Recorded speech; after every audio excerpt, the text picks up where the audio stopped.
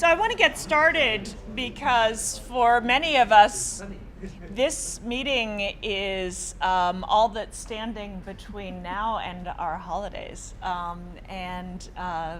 So why don't we, plus we've got a lot of ground to cover. So I want to start, first of all, by thanking all of you for coming in during a very hot and distracting day. But it's good to see you all here, and I especially want to thank Debbie Brothwell for making the trip all the way from San Luis Obispo. And I'm going to be introducing Debbie in a second, but I think before I do, why don't we just go around and introduce ourselves, say your name, where you are, and your connection to budgeting. Would be good. And your connection to budget. Well, in other words, are you responsible for setting the budget in the college? Do you, or do you just spend it? If you're a member of the Budget Advisory Council, then identify yourself as such would be great.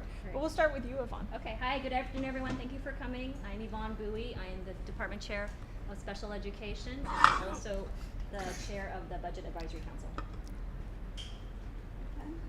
Hi, my name is Jennifer Koo. I am in the budget analyst in the budget office. Oh, good, great. Yeah.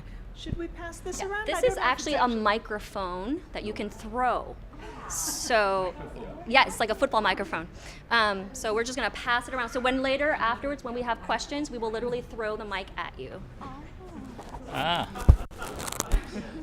Debbie Suti. I think we worked together when I was in San Jose. I'm Associate Provost for Institution Analytics. Thank you. Hi, I'm Alan Jung from Academic Resources. I'm Guido Crix, Dean of Extended Learning and a member of the Budget Advisory Committee. I am Mr. Kim, Interim Dean of Graduate Studies. I'm Ron Marsky, Chair of Physics and Astronomy and a member of the Budget Advisory Committee. Debbie Masters, University Librarian.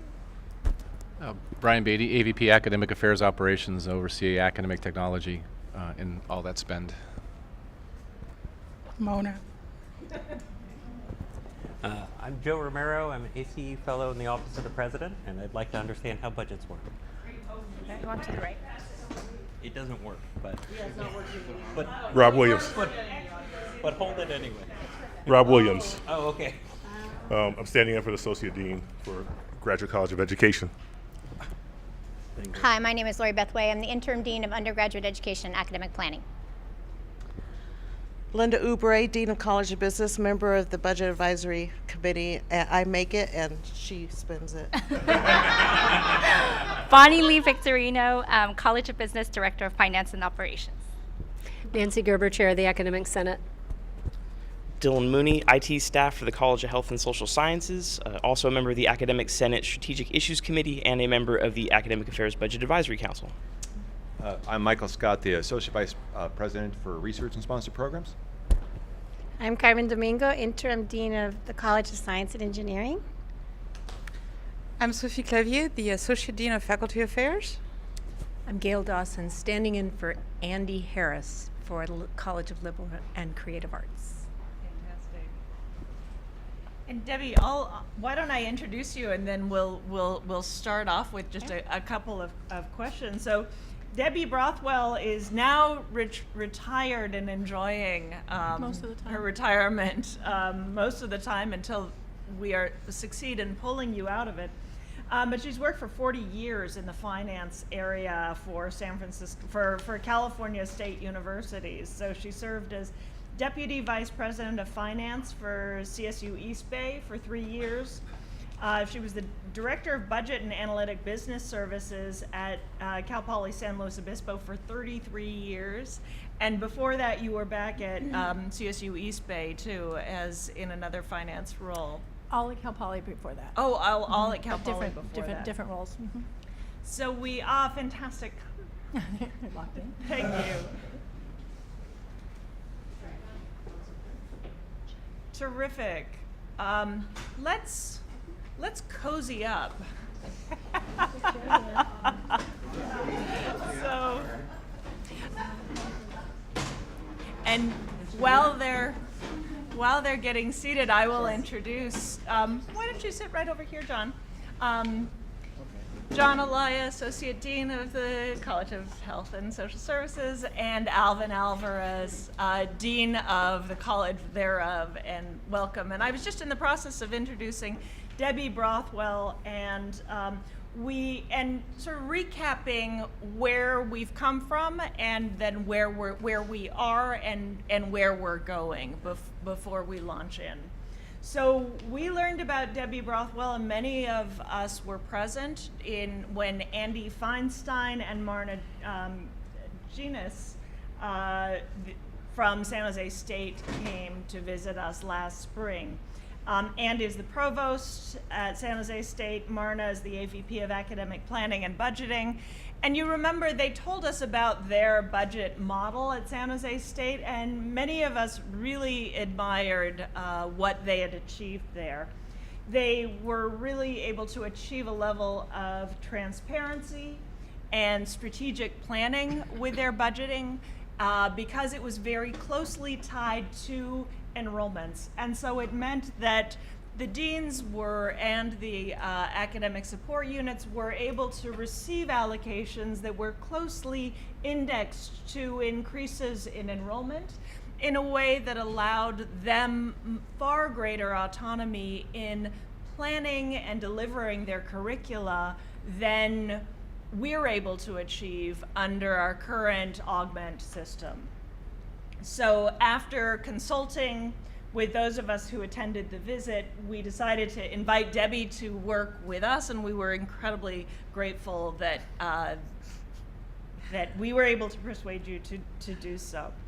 So I want to just say a couple of words of the work that the BAC has been doing, just to fill in some who are joining us anew, and also to refresh the memories of those who have been with us for a while.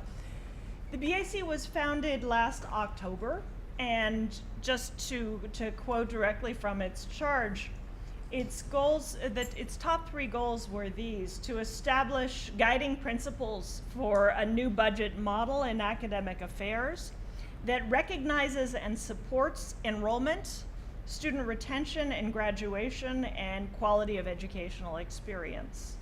So, and then number 2, to examine and assess the current academic affairs budget and budgeting process.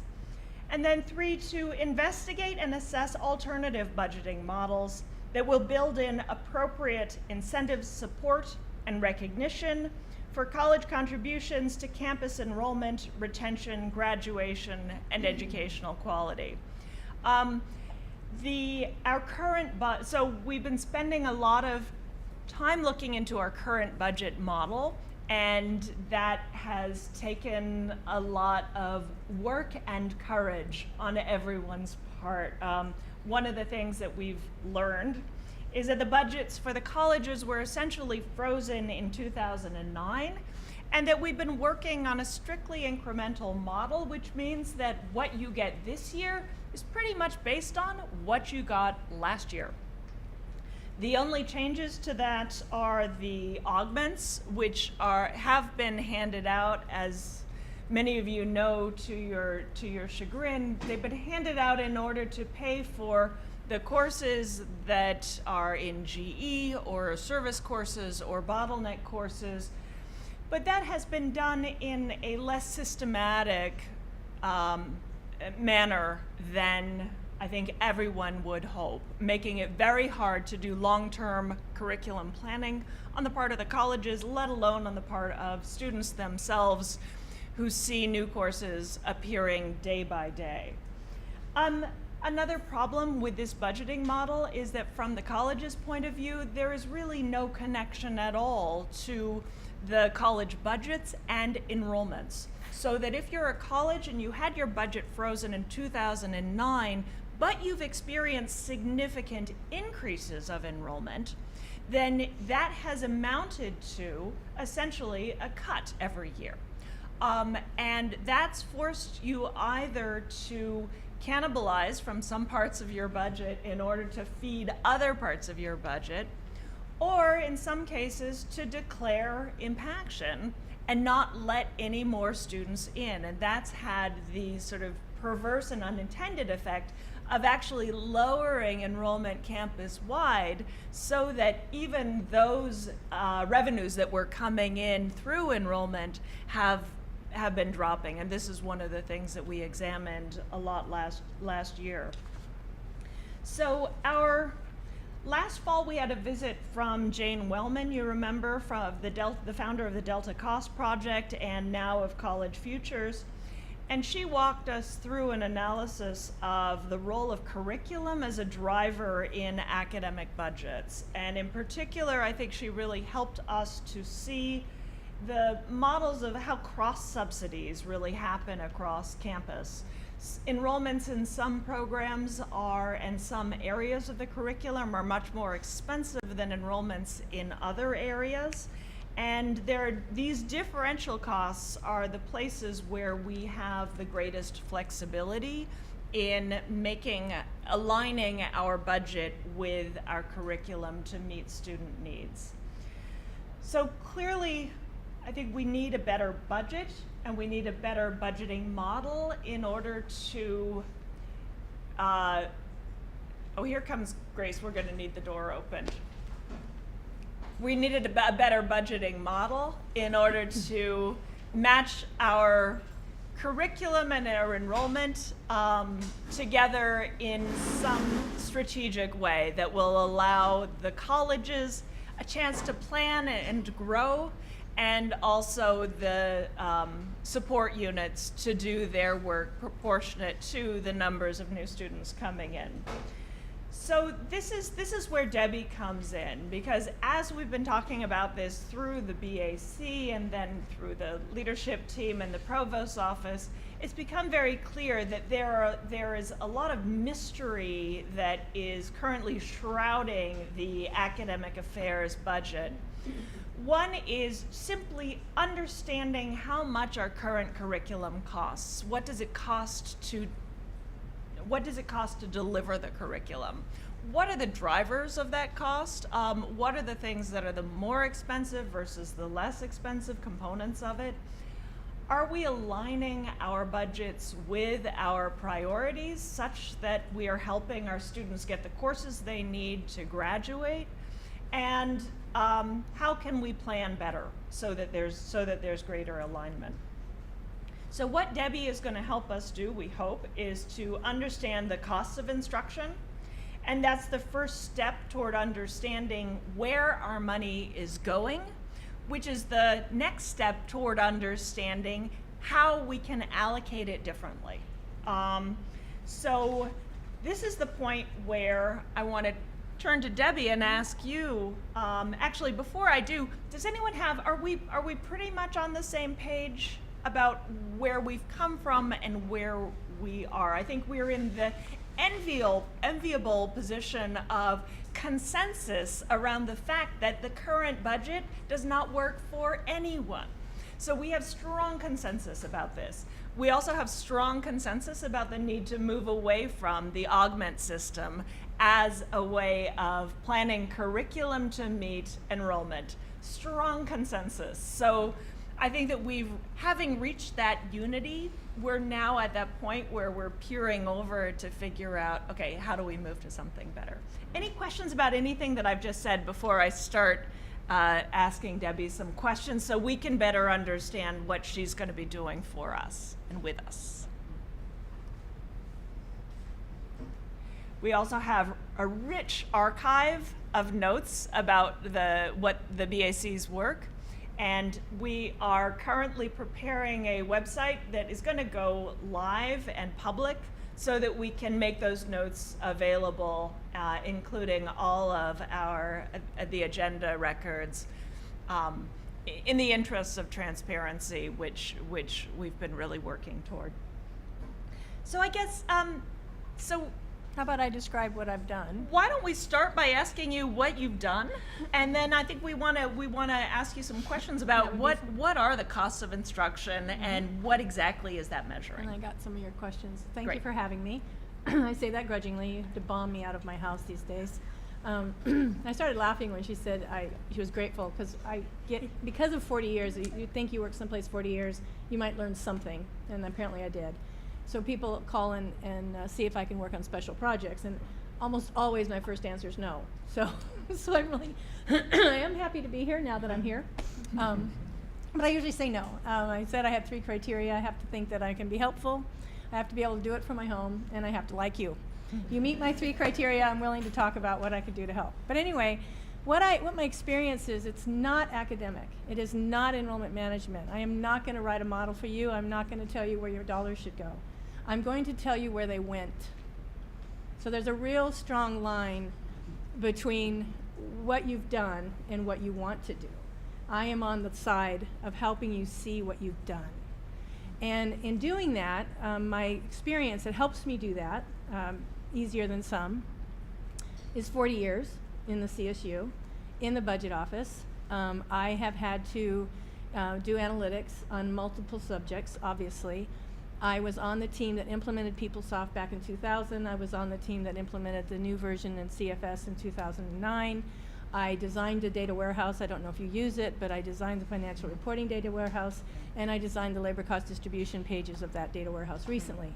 So I know the business process, I know the tools, and I know where the data is. So if I have a clear understanding of what forensics you're looking for, what data analytics you're looking for, I'm pretty comfortable putting that together, getting the data, scrubbing the data, verifying the data, and then trying to formulate it in some form of a management report that helps you make decisions. It becomes information, right? Data is just data. To me, it's data if it's more than a page long. If I can get it to 1 page, I've now gotten it to information. So that's what I try to do. So for the 16-17 year, I would look at what I call direct cost of instruction. And we can certainly talk about what that means. It has some subjectivity to it, not much. Really, the only subjectivity is release time, and so let's not go there right now. But otherwise, it's a direct cost of instruction. And I'm going to chop that up at the college level. Some of your questions are in this little promo. Not the department level, at the college level. I mean, it's possible to do it at the department level, but not in a short time span, and it's just a lot of data entry. So college level is the approach. And then having done that, I'm going to chop it up by I'm going to look at your students, your faculty, and your courses, all by level. So it's going to be student level, whether they're undergrad or grad, faculty level, whether they're tenured lecturer or volunteers, and then course level. Is it a lecture, lab, supervision, blah, blah, blah. Chopping all of those places intersect, taking your average payroll per college in the different levels of faculty and applying that to these different sections where all this information intersected. So your cost per FTE comes at that level. Those pages are sort of mind-numbing. You probably don't want, you can look at them. Some of you actually love that sort of thing and you'll be able to see them. But that'll be aggregated up to a college summary with what I call data variables or measurements or drivers, whatever words you want to use, that maybe would be helpful for you to evaluate what you're doing with the given dollars. So for example, what's your tenure to lecture percentage? What's your SFR? What's your cost per FTE? What's your average payroll for faculty? What's your AUL? Whatever those variables are, you're going to see, because it's not, what I find is numbers are numbers, but they're nothing without a conversation. The numbers are nothing. The other numbers are what you care about. They're where you have an opinion. Is this the tenure track percentage I want? Is this the SFR I want? Who cares what the dollar sign is? Just a number. It's all this other stuff that you're getting out of that dollar that you will care about. I cannot evaluate. My first comment earlier was, I'll make no judgments. I don't have an opinion. I can't have an opinion. I don't do that, right? But so the best input you can do as you're working through your committees is, once we have a format and you know what variables I'm going to summarize, is there another one we can grab? that would help. If it's just a formula and you'd think it'd be great to see that number, chopped up or percentage like that, maybe that would be helpful. So anyway, that's the data. And for me, the exciting part of that was running reverse formulas.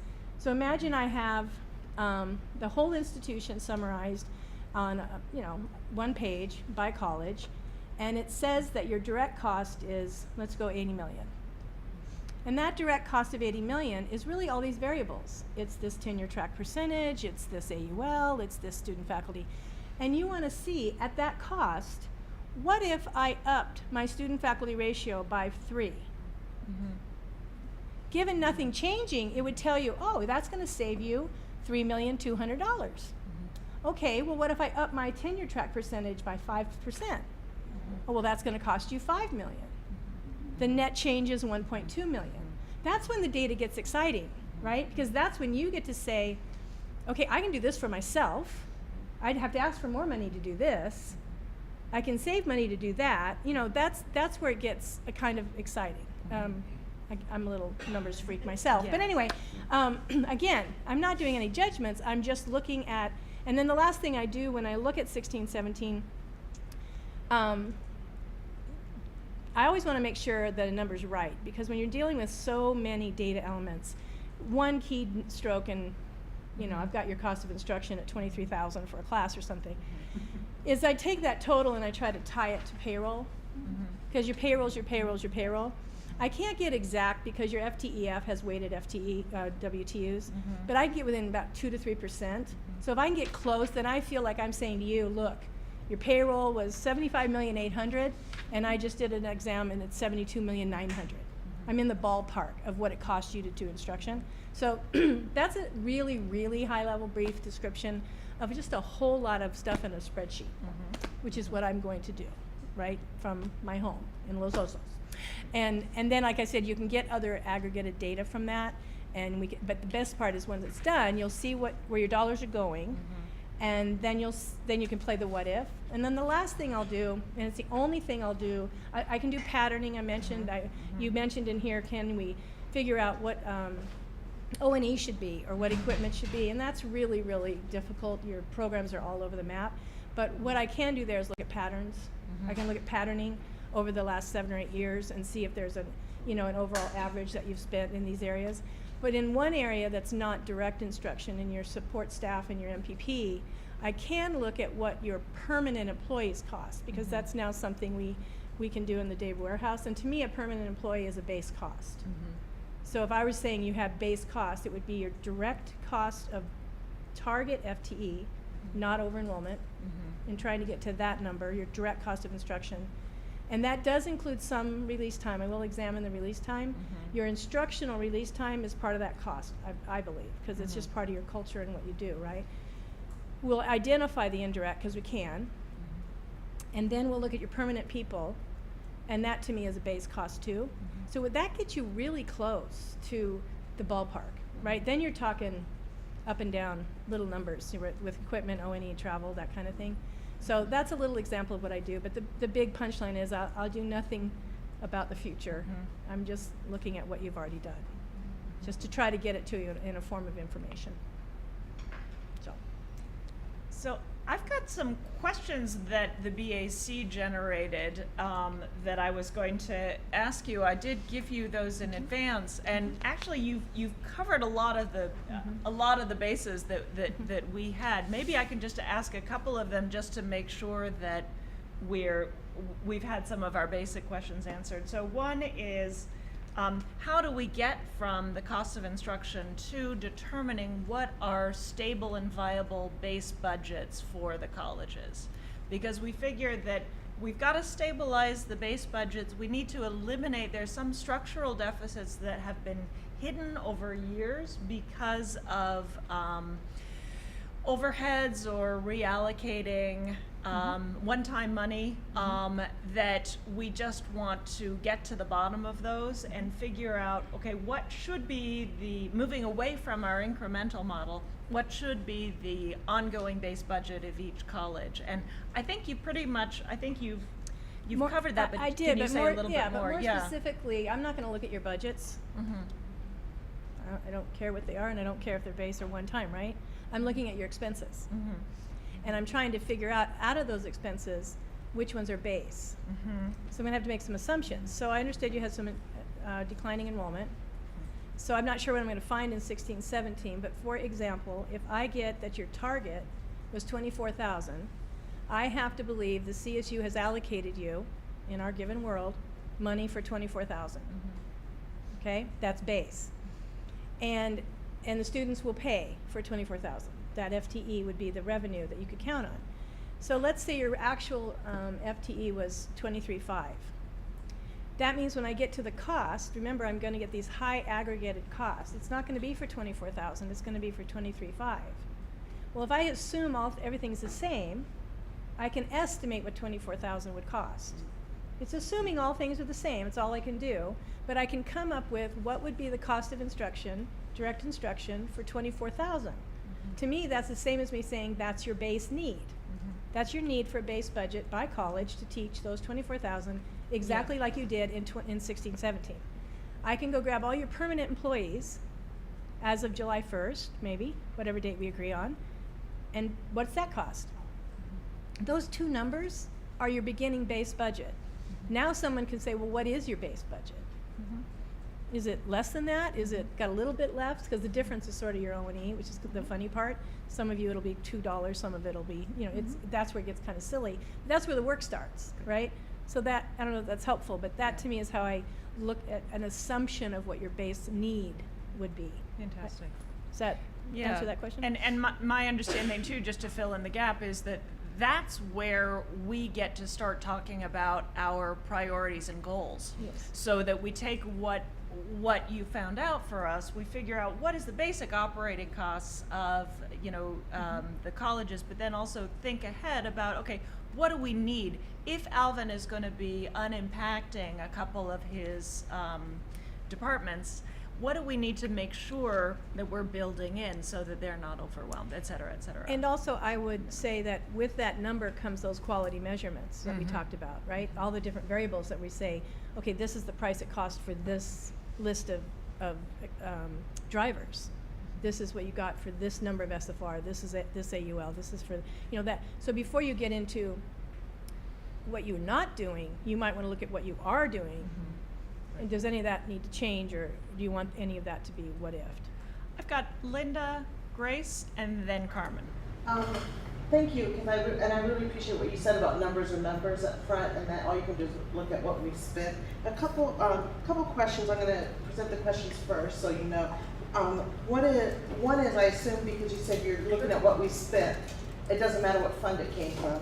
It does. We'll get to that. Okay. And in particular, being business school, and I know you've been at CSU's, but about the graduate business fee. My other question is, the questions here mention things like labs, and I think each of our colleges has unique things. For us, it's AACSB accreditation, and we are required to keep our accreditation to invest. We invest about $250,000 in faculty research funds for faculty. We also are required to keep certain proportions of tenure track faculty versus lecturers by program, by college. We also required now with the new AACSB accreditation as of a year ago, we're required to have career services. We're required to do marketing. We're required to do things that are external relations that we can't instruct unless we have these things. But it's not necessarily in a faculty line. So I'd just like to get a sense of how you might approach that. And I know every college has probably different. Exactly, that's my point. Everybody's got something, and what we're talking about is the leftover. You just listed all of your areas that are not direct instruction.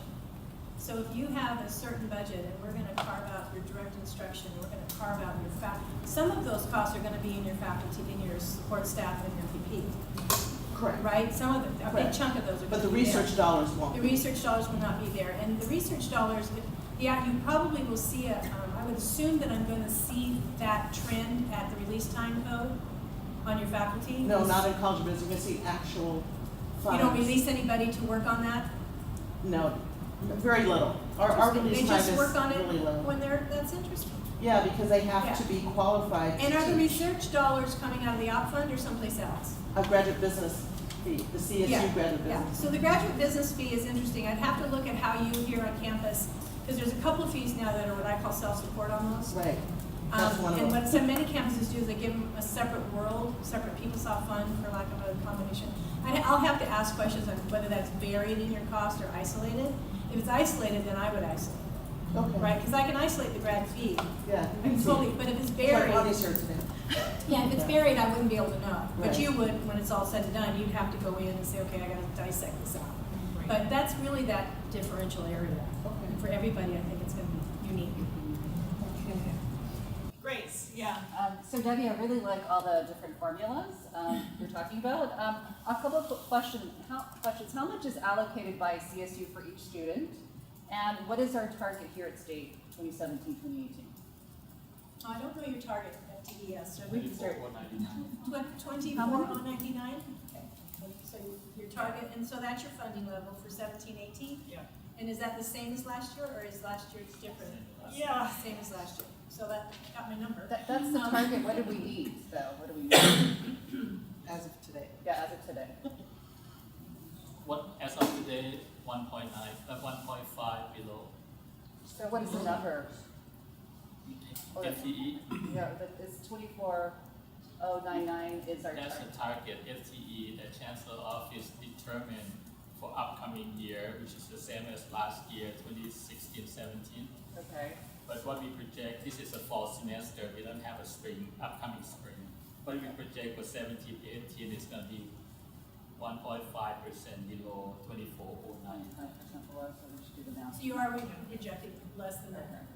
And is that your residence and non-res? No, this is California. Just the California. Okay, because your base would include both, or do you fund your non-res completely from one term over all?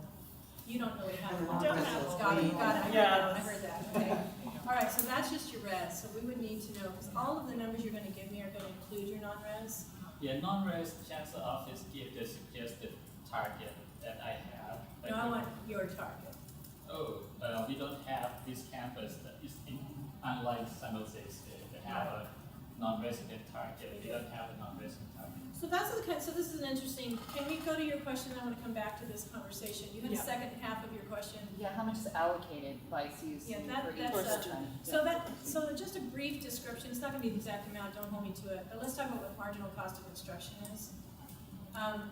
Marginal cost of instruction is everything, right? It's every expenditure you're incurring in the out fund for the university.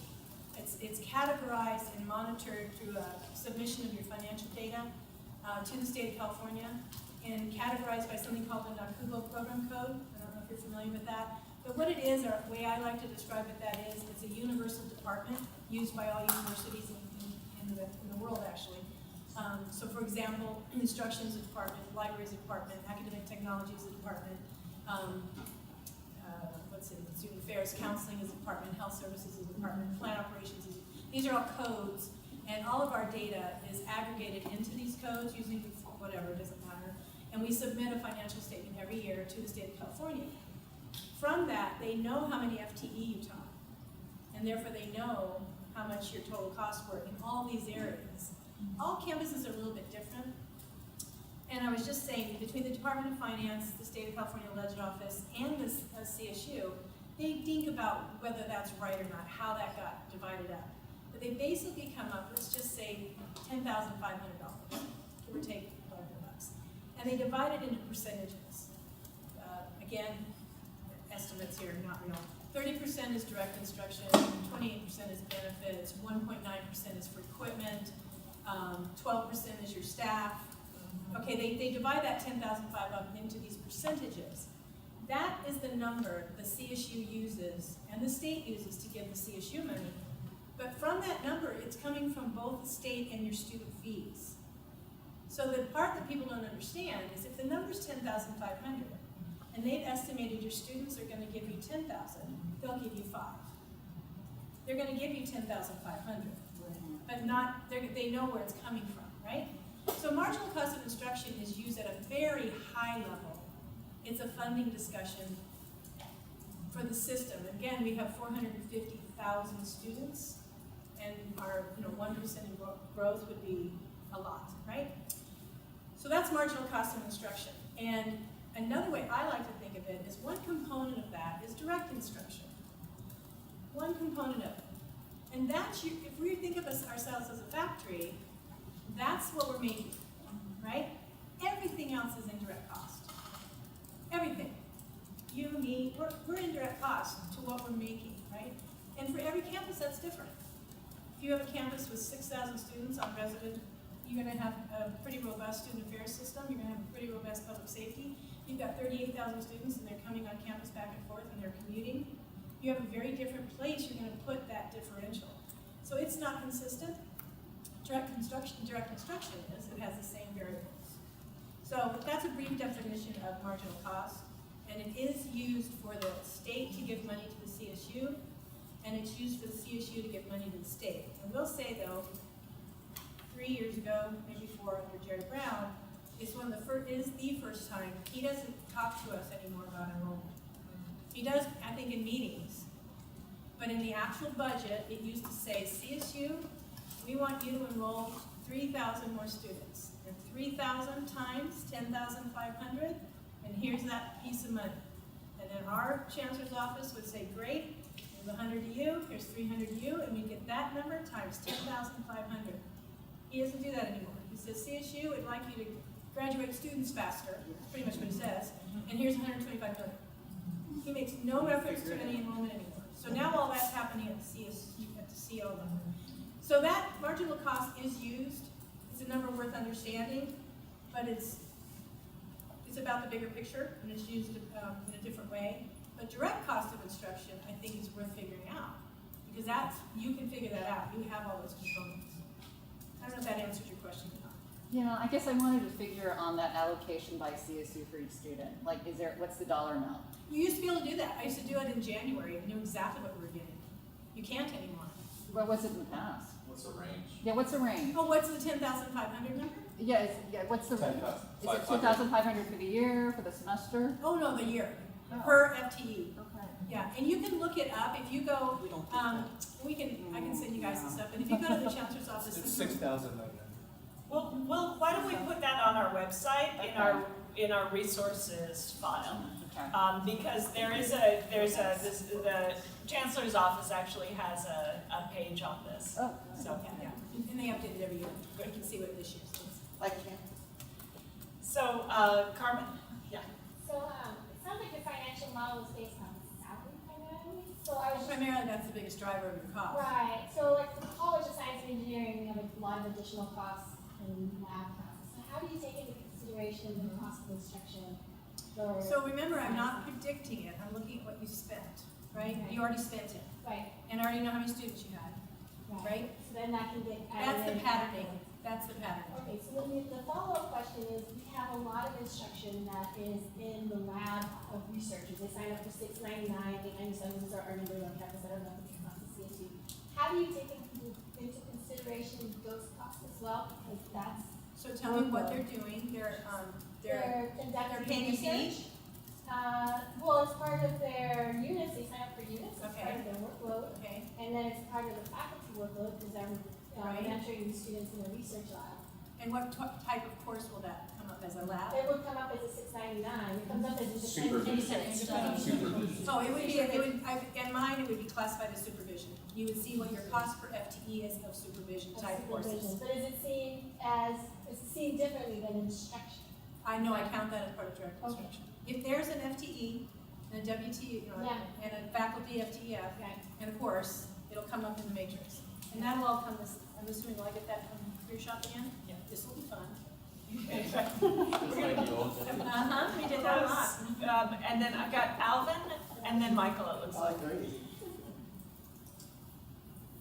I can't tell you how welcome you are. Having been around here for a while, you're really welcome. In fact, I would argue you're overdue. That being said, focus on the comment around direct cost of instruction. I think that will be very clarifying for everybody here. Let me ask a question that will hit all the colleges, maybe differentially. Will you be teasing out, and I imagine you will, what is our base budget versus those that are who receive augmentation? Yes and no. Can you say that again, Alvin? Yeah. I asked whether or not we'd be teasing out the direct cost of instruction versus by base budget versus augments, because augments has been That's your current model. yeah, it's been a floating model. It's been actually quite consistent, to be honest. But I think every dean worth their salt here probably doesn't assume or count on that piece is a part of the direct cost of instruction. But that is a fluid, that is not a given thing. And I imagine going forward, it should probably not be a given thing. Well, and that's an assumption, because remember I said at the beginning, I'm gonna look at what you spend. Right. And I'm gonna look at that in comparison to two things. Normally, I've only done this normally. I've already got a normal twice before. Anyway, normally when I do this, I am looking at all enrollment.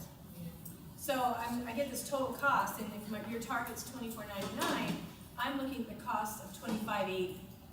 So then I have to say, oh, okay, I got to shave this down, but I'm going to have to shave or up the number to get what I'm estimating through financial formulas, not through any judgment. Remember, this is just saying all things equal. I will take the say you come up with 23.7.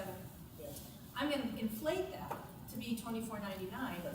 So I can say this is your base cost. I don't know what your base budget was versus your augmentation. I'm saying through this exercise, this is what your base cost should have been. And so I'm assuming going forward that it would have an effect when you move forward at looking at balancing those two things out on how you budget in the future. But I won't be looking at that. You will with the data. Okay. I mean, we can Does that parse make sense? out. Absolutely, yeah. That's easy. I mean, you can give me that and I can make it information on the sheet so you can do comparatives. Sure. Like once we get to what the base calculates to be, you can put that number there and we'll see it. You know, we can certainly do that. Yeah. If it's helpful in the final, piece of information. But keeping, I'm sorry. On some level, I do think it would be important to have those side by side, because then you can also, because, You know how big the problem is. You know how big the problem is, but you also know the resources. So for instance, right, your, how many FTEF you get, right, in terms of faculty lines, that changes. Some of us are getting, multi-millions just on augments right alone. And then that affects your tenure density picture, which then affects your FTES. Right? So there's trickle-down effects in there, so I can see where the aggregation of that would be helpful to look at overall costs. But from a dean's perspective, I want to be able to tease out what are the pieces that is mine, and what are the pieces that may or may not be. And that you're defining base, right, and how that would be moving forward. The one thing I've mentioned, I don't know if anybody's done it because I don't stay around long enough to find out, but once you have this, and you have all this data entry and it came from a year, it's really two formats, the FTEF and the FTES, sign time. When you have the data, everything else is a formula-driven output from that data, right? I think it would be great, because then that all aggregates up to some sort of, like I call it report card, whatever. If you start collecting that every year, now you can watch your own trends of these things, right? Now you just have more information. I mean, this is a beginning of something, right? But it's not hard to do. It might be hard to just think of doing for the first time and whatever, but it really isn't. I think So, you know what, I've got, actually, let's see, I've got Michael, and then I've got Ron, and then I've got Sophie. Before we do, I also want to keep our eyes on the prize too, because the goal is wherever the money came from, and I agree that it would be very useful just to break it down and figure out where it was coming from, so that you know. But moving forward, we want to be able to determine your base budget and then just give it to you. Yeah, And then monitor stuff like enrollment. Are you meeting your students' enrollment needs? What are their pass rates? What are their graduation rates? But then let you figure out, okay, where can you save money so that you can reinvest in other places? We don't want to be changing around the base budget too much after we've established this is what it takes in order to run your curriculum. Go. So that we won't ultimately we'll be moving away from that prior model. Yeah. Michael, and then Ron, and then Sophie, and then Linda. All of this data will be aggregated on a departmental level. College. College level. But my question then is, like, I look at like Linda's departments, and she's got wide ranges in salary structures depending on the department. She's got departments that are very expensive to hire people, and departments that are not as expensive. And I look at Carmen, she's got departments where the cost of instruction is much higher than ones that don't, maybe it's the big on the lab component. So if we're like using this for planning, if she has an area that grows, or she has an area that grows in the expensive, like she has an area that grows astronomically, it's very expensive, versus one that grows that's not expensive. When we use this college level average, isn't that going to Right, and distort? it's the same thing as the university using a university average, obviously, right? Because your colleges are so diverse. When I do it, I'll do it at the person level, and I'll have the department data. I will aggregate it to the college. If you want that in a summary sheet, I'd be glad to give it to you. I don't find the range is really that material, but if you found it to be super material, say you looked at a college and you really see a break. The average for this kind of course department is 75,000, and the average for these departments is 100. I've never seen that big. But I think we should do 2 lines for that college. That's a big variable. But if the variable is that big, I think we can have a conversation about it. But I just don't want to do 300 departments. I just know that there's colleges that have wide variety. Yeah, absolutely. Accounting. Yeah, and I'm trying to think of the ranges I've That's seen. accounting. I think the ranges I've seen are, for tenure, were 78 to 100 Oh, across a university. That's what I've seen in the 2 I've done. I mean, we have accounting. Highest in the country Yeah. for Yeah, everybody. and this was business. The 100 Yeah. was business. Well, I think accounting's much higher than that. Yeah.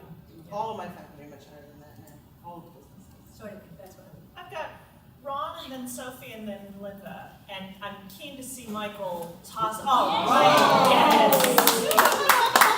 Let's So- do that more. Yeah, can we just like?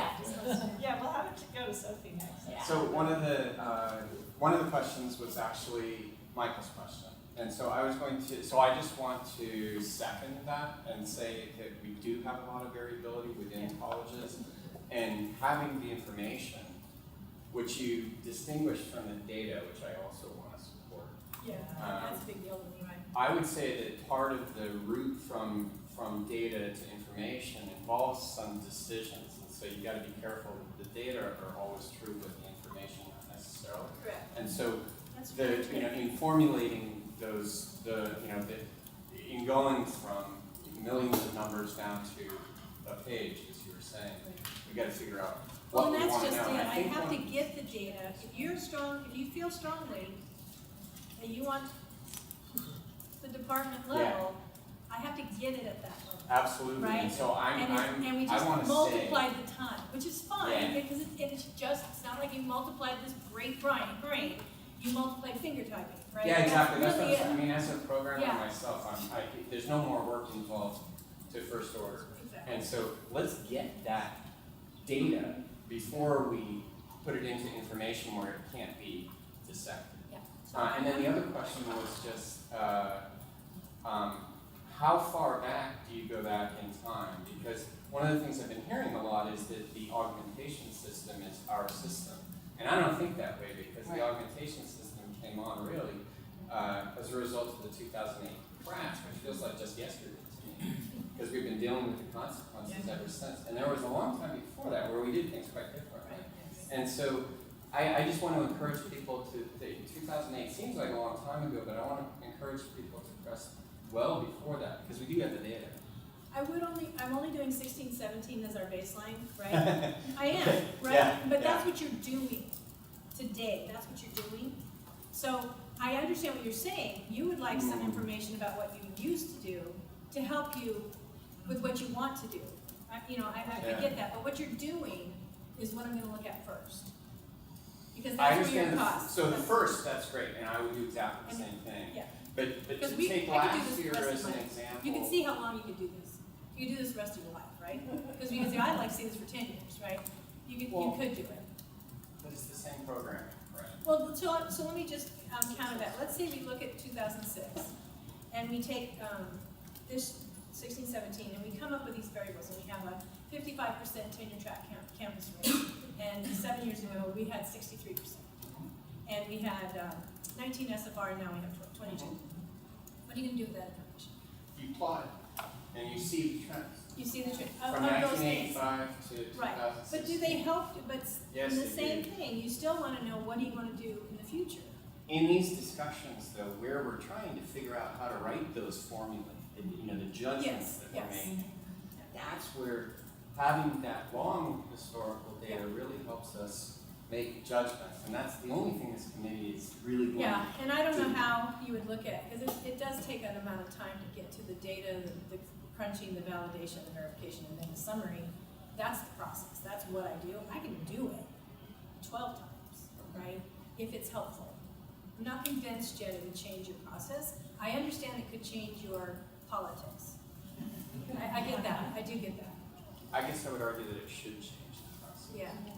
Yeah, so I've got Sophie, Linda, Or and Sophie. Dylan. All right. And then I'll, Oh, okay.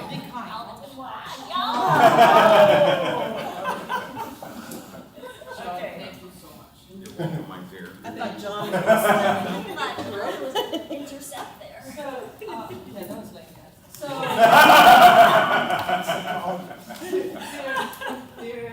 in the variable that you're looking at for direct lesson instruction, you see for college, you see students and students level, and then faculty and their rank, and then the course level. You also say, if I'm correct, you also say GE and non-GE. No. No. So you're going. But it sort of comes out in the, what I'm trying to think of the way you classify, you have undergrad, lower division, upper division, and that's a break. I do that break, so that's the way I usually get the data. Okay. Otherwise, Yeah, so there's lower division and upper division within undergrad, and then just grad. Okay. So those are the student levels. Okay. Let me, and then this is gonna go over to Linda, if you've been able to ask your questions. Yeah, that was my question. Okay, so as you're sending that to Linda, I think Yes. that the magic decoder ring is the induced course load matrix, which is what Suti's been developing, and that's what will allow us to see how enrollment is distributed across the various areas. So GE, service courses, upper division, lower division, graduate, etc. So we do have other tools for digging down once we've got this sort of base. Okay. This is not so much a question I think you can answer, Debbie, but I'm going to throw it out since I'm on the committee, and it's along the lines of the time period. And as a financial planner by training, I do think, I totally agree, we need to get to the point that in order to forecast our future needs, I'm imagining, don't go crazy, Suti will love this, I'm imagining there is a huge regression analysis model, based on economic factors, based on demographic factors, based on cost of living in the Bay Area, that this could feed into.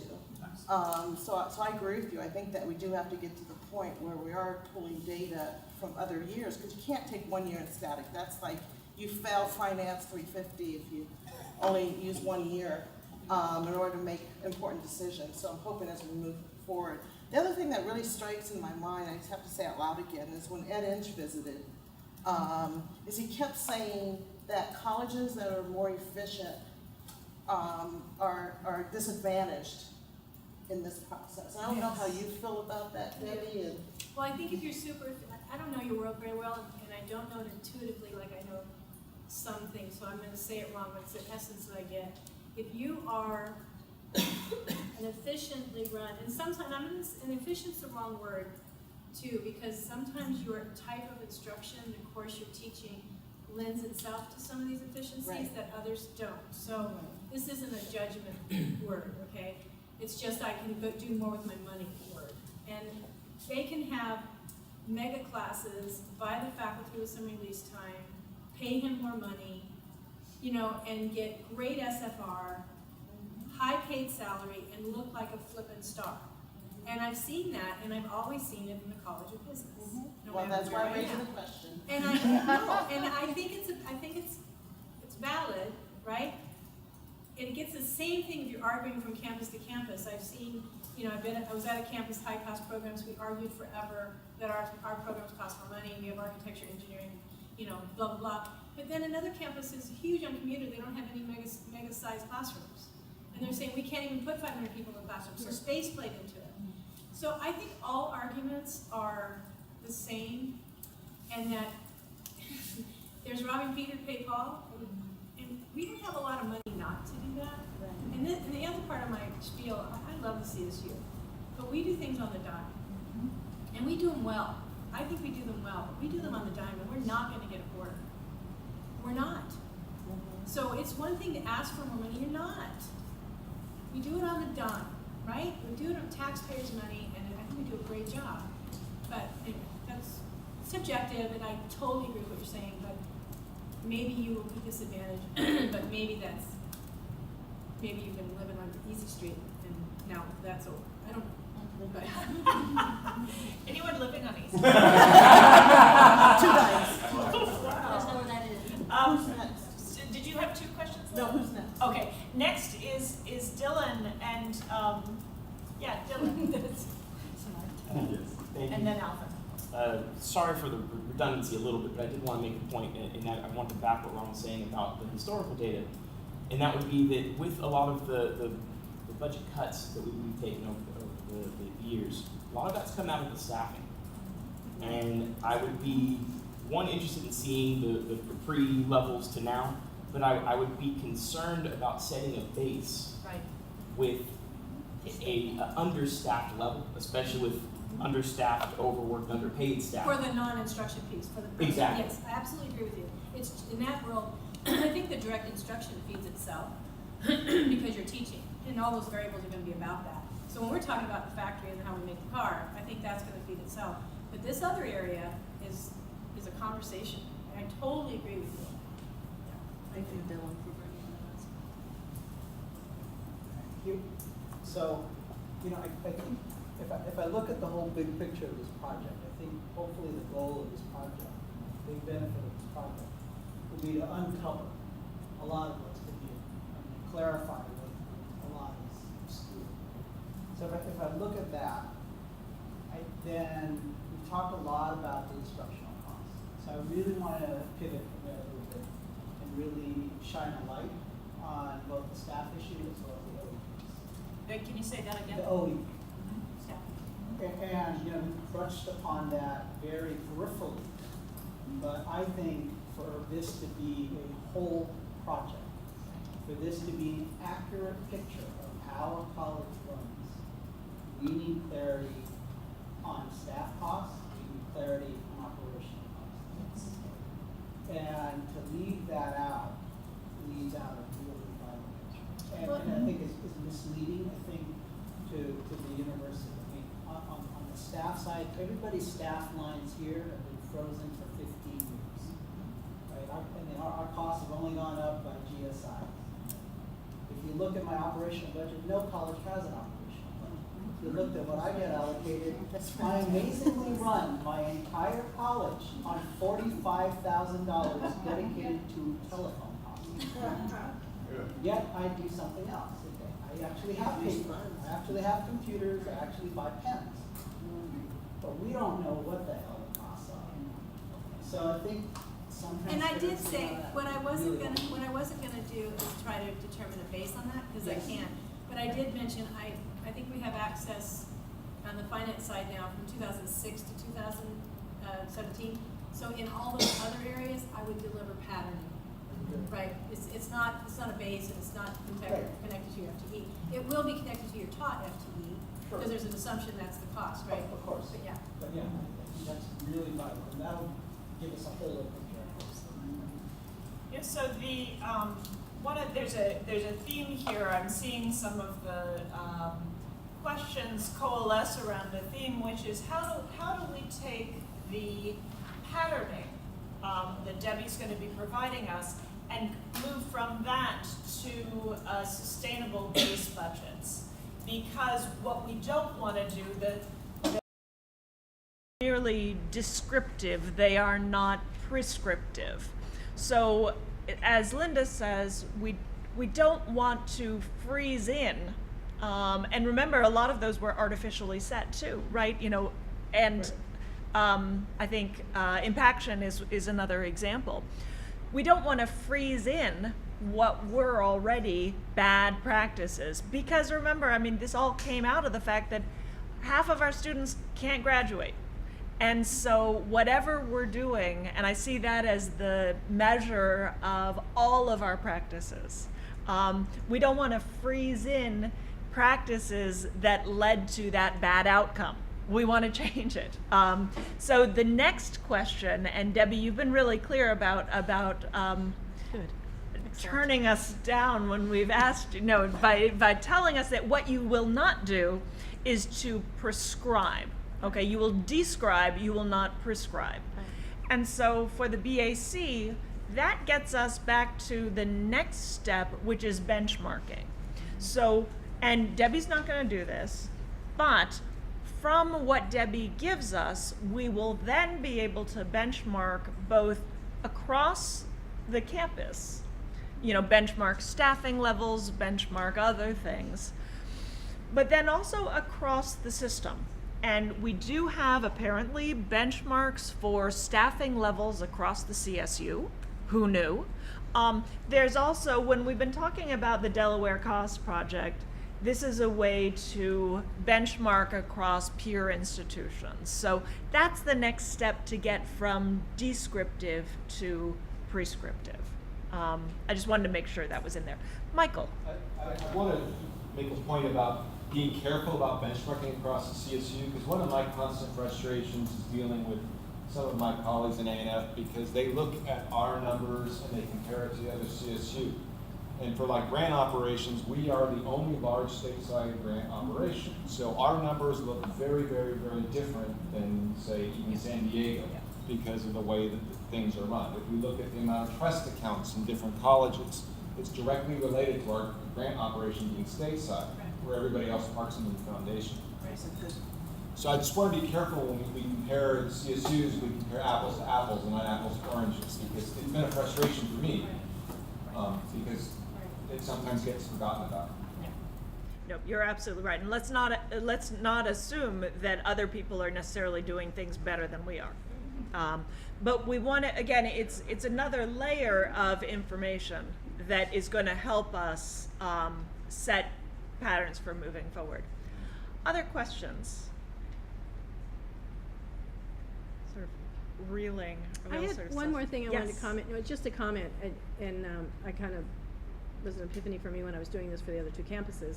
And I think it's someplace you want to get. I don't know what the variables are, but as a person coming to the budget office, I wish I had the knowledge I have today 30 years ago, because I went through two major budget cuts, one being in the 80s, the other one being in 2008, and they're painful, very painful. And, to the layoff perspective, and your resources are gone. But we always talked about dollars. Always. Our cut was $22 million, and we allocated that to the colleges. Yours is $1.2 million. Yours is, $3.4 million, whatever.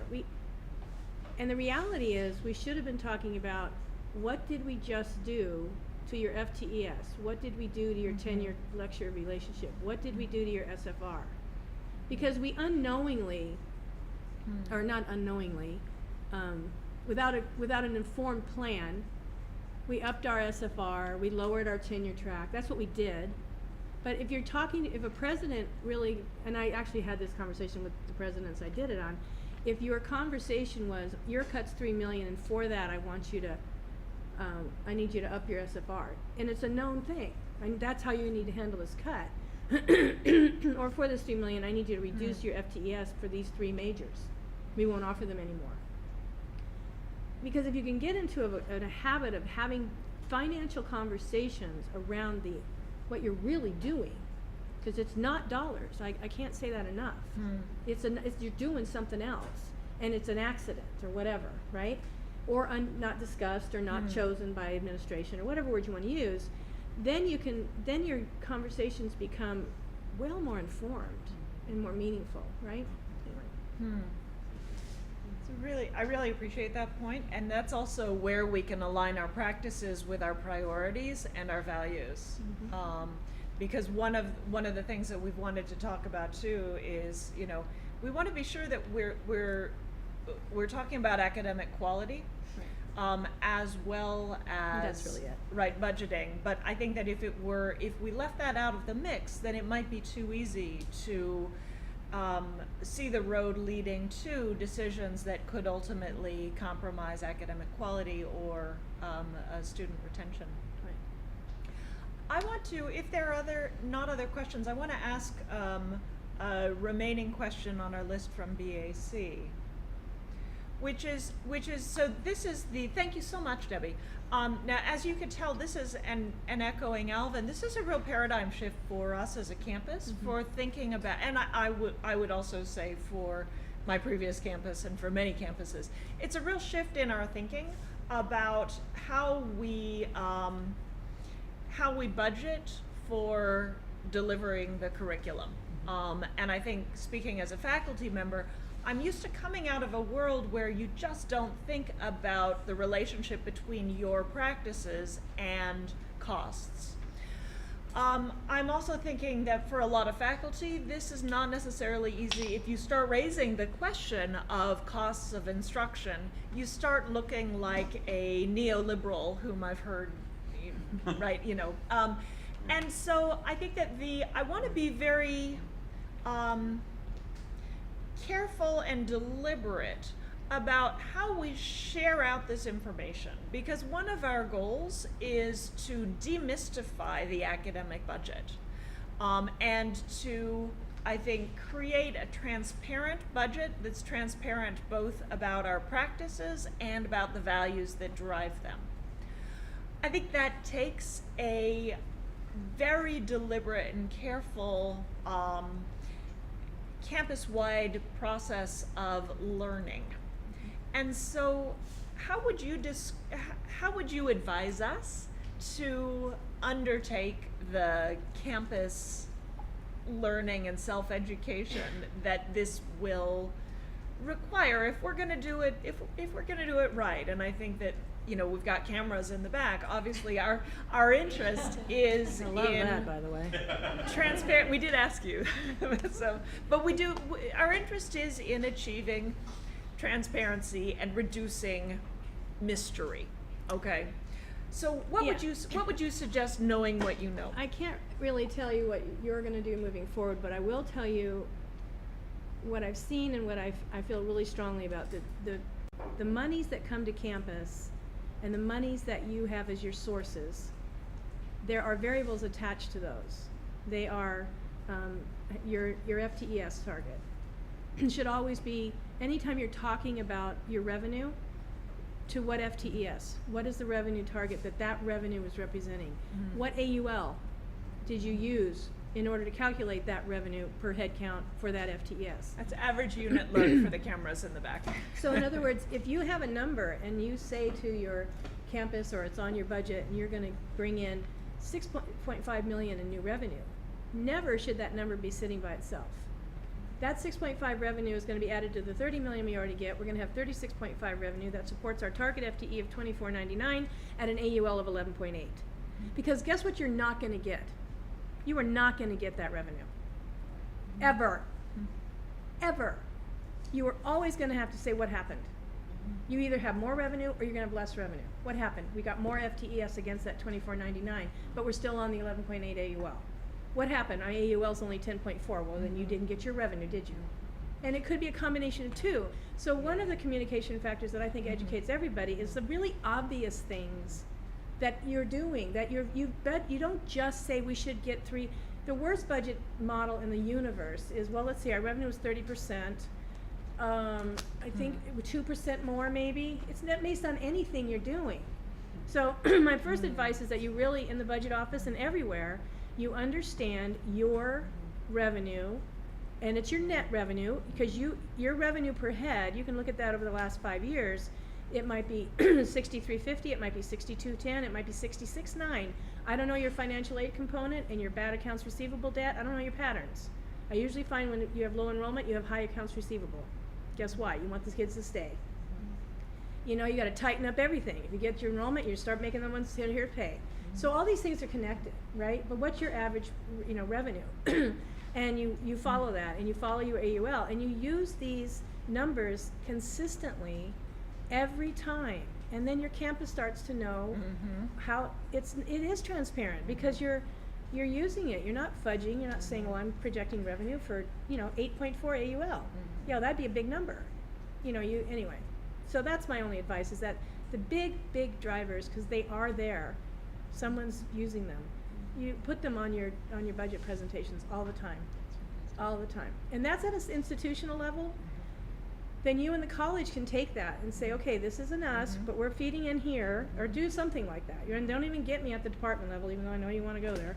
But you can see how that all trickles all over the map, right? But at least get consistent at an institutional level what those planning numbers are based on. Because they are based on something, whether you've used it or not, right? Linda, You touched on something that makes me ask another question, because we need tools in order to be successful, what you just said. And, Jay's not here, but, we do not really have a very good budget system for the colleges. So Bonnie spends a lot of her time dumping information into Excel spreadsheets because, I want to see P&Ls. I want to see budget by P&L. So what have you seen at other campuses? What have they done in order to support all this work? It's tough because what we don't have, I think about, are you guys on a big kick right now for position control? There's about 8 campuses, position control? No? There's about 8 campuses who are doing that. We don't have that in CSU, right? And we're 80% people. Right. Why would we have position control? Anyway, so a lot of campuses are looking at that. And again, though, it would be piggybacked on a base budget. And then you would have these position budgets, slots for people. It's very, and there's tools for that. Campuses are looking at, some are using Questica and others using Hyperion. Some campuses actually own their own OBIEE software, and so they can take that thing and throw it into the data warehouse software that you use, but you're on the CSU one. You can't put your own stuff in there. CSU's heading there, where you will be able to feed in there and maybe have your own dashboards. That's a ways away. But anyway, the low answer is no. There's nothing good out there. But the data warehouse, if your budgets are allocated in a way that are meaningful, the data warehouse is helpful to track against that budget. But I'm finding sometimes campuses put one number in the whole college. Right. They don't even spread it by department, so that's not helpful. You can always spread it yourself and ask your budget office to book it. As long as you don't change the total, they shouldn't care. I can't imagine the business process where they would mind that. Is that true? That's true. But imagine your budget offices are understaffed too, and most of them can't support budgeting at the department level. But they should be able to, handle budgets at the college level. So the data warehouse is the closest thing I've seen to a tool. It has a page that looks by year, and it's pretty cool. You can look at the data I'm going to look at every day. Right. You just probably haven't jumped in there and used that particular tool. Labor cost is the same thing. There's a lot of things in the data warehouse that we've never had before, but they're not what I would call how much money do I have today. Right. Like a great checking account, that you really know where your money is. Yeah. And I'd just like to add, for BAC, I'd like to propose that sometime at the end of this year, we talk about what else does a campus need? What types of infrastructure do we need in terms of Do you systems? use the data warehouse? Do you all use it? Do you have a training program for the data warehouse? Yeah, but if you try to rolling out to the whole campus, we want the people to using the data warehouse, but because right now we have the BI system, Right. just on our budget, we have 3 different Oh, scenarios. good Lord, They draw okay. up on our data warehouse. But you use the data warehouse, but it's not rolled out yet. Yeah, Okay. it's not yet. Okay, but so I that would be your that. It's first, just that'd be your coming first thing, is and that requires training, ongoing training, because y'all don't stay in your positions longer than an hour. And then you need, to train at different levels, because some of it can be aggregated to management level, and some of it's like the checkbook. So a great goal, since you don't have it, would be to get it, right? And it's a goal you can achieve. You own it, it's already here. I can train on that. That's something, those are the data warehouses I help design. They're different, like I said, there's different audiences for the training. It's hard to put everybody in one because they all want to use it differently. But that would be a great first step to managing and your transparency. Right. You can have some great high-level dashboards that Exactly. deans can look That at. would be They're so really cool. awesome. Yeah, it's a good tool. Commercial for you. Yeah. It's really good. There's not much you can't find. Yeah. Yvonne, I want to give you a chance to ask any question. I think that we've covered the questions that BAC came up with, but are we forgetting anything that BAC should know or share before we move ahead? BAC, calling out to you guys. We talked about the definitions that we're not going to address that. The definitions. Like, not everybody know about MCI, and we want to make sure everybody clear about the definition. We can touch on that. I think so, yeah, and we've decided to call it the cost of instruction. Direct cost. Well, and I touched on a little bit what the marginal cost of instruction is. That's a high-level driver. And like I said, the best thing I would do is look at the CSU trustees budget request every year. They do a whole page on the marginal cost formula. And again, it used to be way more black and white.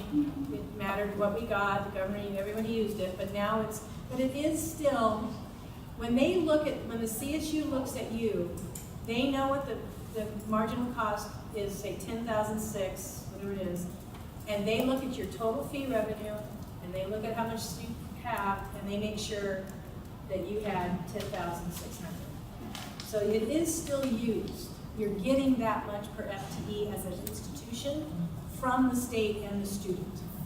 You may not be getting it in the classroom. Or not. Right, you may not. I have a funny story. I was at Cal Poly, I took the van pool.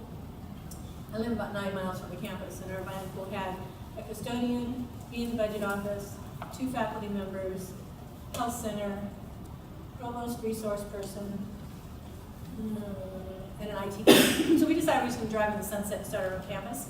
Because we thought we had all the components of a university. But what was fun, not fun, but really awakening to me is we waited one day for he's close to retirement, agricultural engineering faculty member, nicest guy, hardworking, close to retirement. He jumps in the van. We had to wait about 10 minutes. He says, "I'm sorry, we had a department meeting. It just went a little long." And it was May, early June. He goes, "Yeah, we've got $250 left, and we have to decide how we want to spend it." I think we're going to get a printer.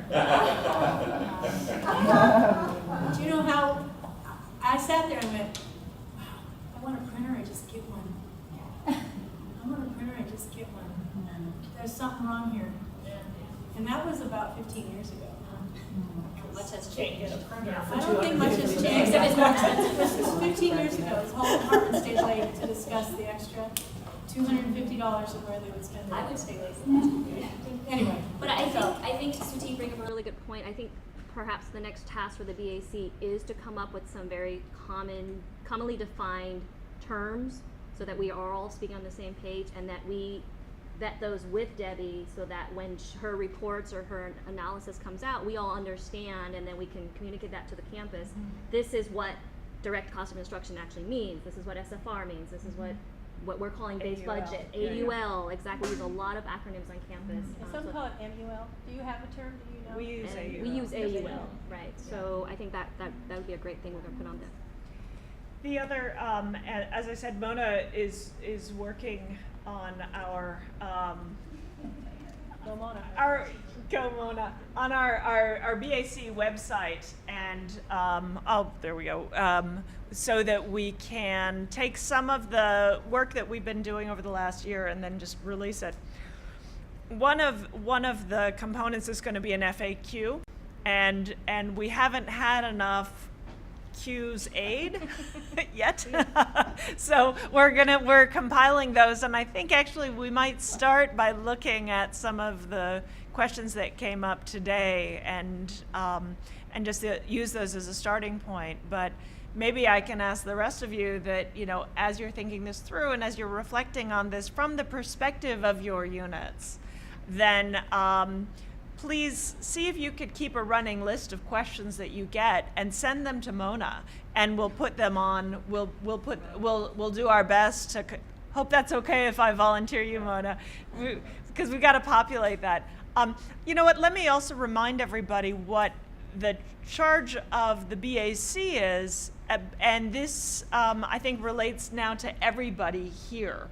which is that these are not secret meetings. In fact, they're the opposite. And so this will be successful and this work will be successful if you next go out and tell everyone you know, or tell everyone in your unit what we talked about, what were the questions that came up, what were the thoughts that you had, and just make sure that you can be a megaphone on behalf of the work that we're doing here. That's why we have people representing all of the colleges as well as all of the support units at every level. We've got chairs, we've got associate deans, we've got staff, we've got deans, and the point is for you to get the word out.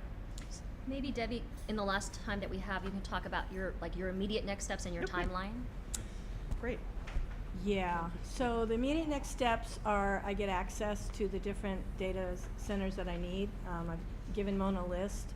I jokingly said when we first had our conversation, Jennifer and I, usually takes people about a month, 2 months to hire me and another 2 months for me to get the right access.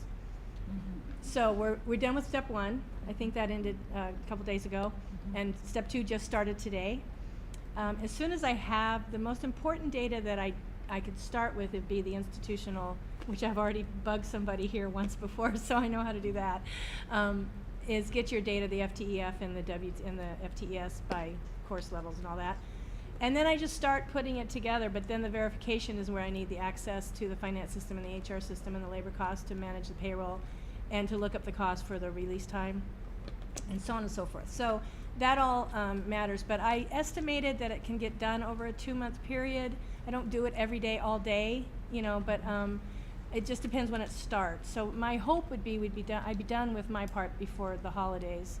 But again, if I don't start, and depending how low we go, okay, that can add time too, obviously, but I would hope I'd be done by December. Fantastic. Does that sound And will fine? you have regular communication with the BAC, with the deans? Not a lot to communicate. It's kind of, it starts here and ends here, but I certainly would be open to telephone calls or Zoom. Yeah. Why don't we do this? I'll stay in touch with you regularly as things come up in the BAC. And I'll have questions. I'll Yeah. have questions when I'm looking at the Yeah. data and stuff, and so I may have to be in contact. But it really is just I can have a college done, right? And that can be, and what I've done before, and you can have a conversation about that, I've often done a college and then said, could you look at it? Does it smell right? You know, and even though I've tied within payroll, I've done that each time, as long as I have a person at the college level who's financial and they can say, yeah, this smells right to us. But if I come up with a number and it's just like left field, and we actually found a data issue at San Jose, how they were reporting some of their release time, and it caused us to have to do it a whole nother year later because we didn't have the data in the right classifications in order to do direct instruction. So you could find something like that out on how the campus has been reporting. So, and that's really only a possibility on FTEF. Everything else, I think, you can't mess up the data. It is what it is, but you could mess up FTEF. So. You don't work on the weekend as much as you used to. I try not to, but I do crunch on. I have 5 grandchildren, and 4 of them live with me. So if we're on Zoom, you may get interrupted. They're all less than 8 years old. They're fun. They're fun. Okay, good. Well, Debbie, thank you so much. Sure. This I'm has been excited. really productive. Nice to meet you all. Very good. Thanks everyone. Very good.